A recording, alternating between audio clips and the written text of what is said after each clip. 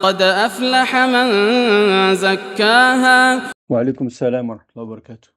Alors, je m'excuse déjà, enfin, pour la durée, le délai long de réponse, c'est dû à notre travail, on a beaucoup de travail, qu'Allah il nous facilite, faites-nous dua. Donc, pour vous dire, je vais faire une réponse courte. Oui, si un des membres, un des conjoints a un mal occulte, ça peut influer sur l'autre, d'accord? Et derrière, ça peut aboutir jusqu'à un divorce, ok?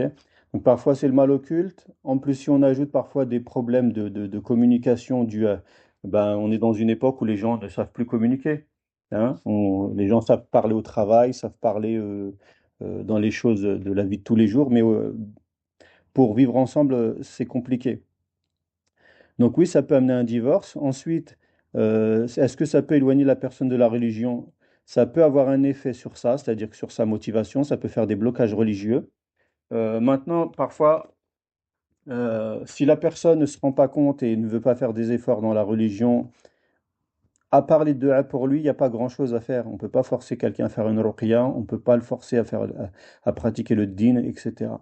Ce que je pourrais vous donner comme conseil, ce serait de vous concentrer sur vous et peut-être de voir s'il n'y a pas un travail à faire sur le deuil de la relation, d'accord? Parce que dans une séparation, parfois, c'est un bien, cette séparation, parce que c'est un bien, Allah a décrété que c'est un bien, mais on n'arrive pas à le concevoir.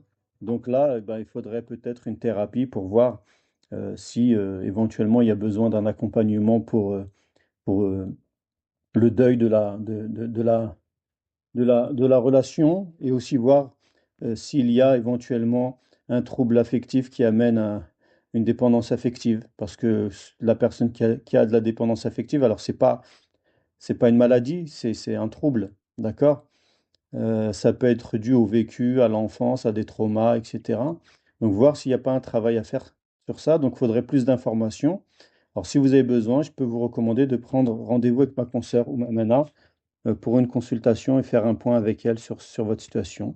Que, voilà, elle est formée pour ça, elle est directrice, formatrice et thérapeute au sein de l'Institut.